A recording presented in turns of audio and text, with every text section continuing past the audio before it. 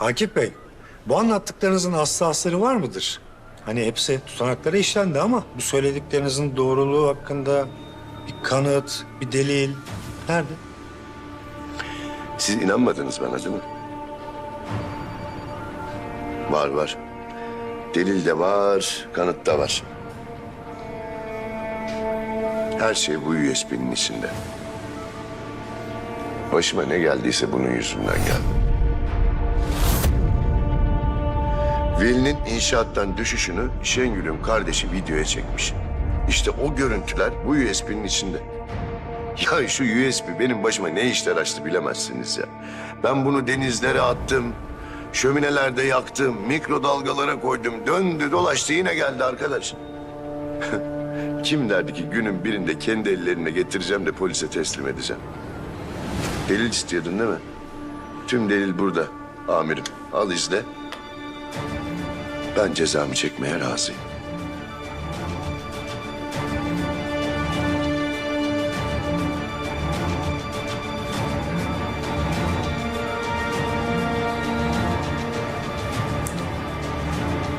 Oh, rahatladım ben.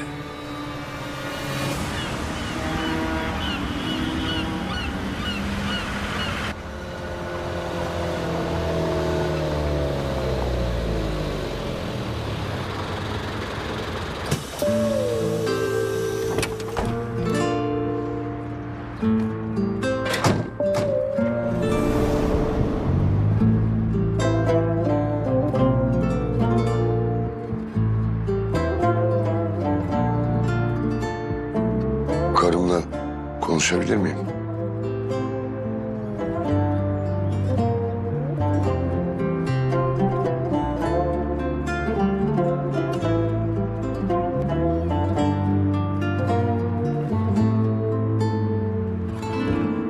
Akif sen ne yaptın?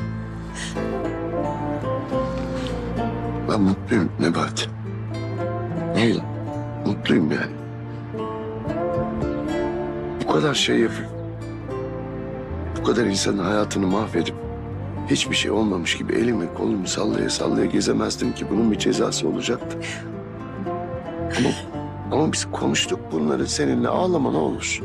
Ağlama diyorsun bana, ağlama diyorsun bana, ağlama diyorsun. Şimdi teslim olmanın ne manası vardı durup dururken? Niye bizi bırakıyorsun? Çünkü ben değiştim Nebahat. Ben artık iyi bir insan olmaya çalışıyorum. Hem vicdanlı olmak asalet gerektirir, değil mi?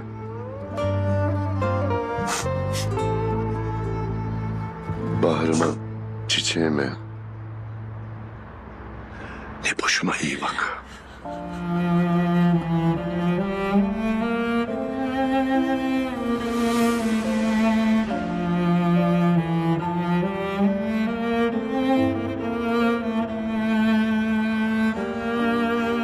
Ben gelene kadar da beni bekle. Sizi çok seviyorum ben de demiş. Ya. Ya.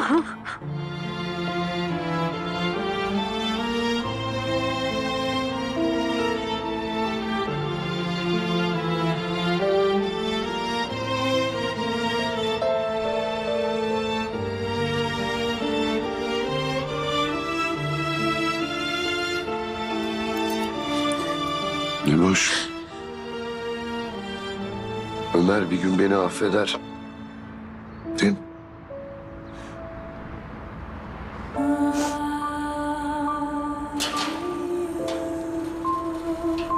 Gidebiliriz.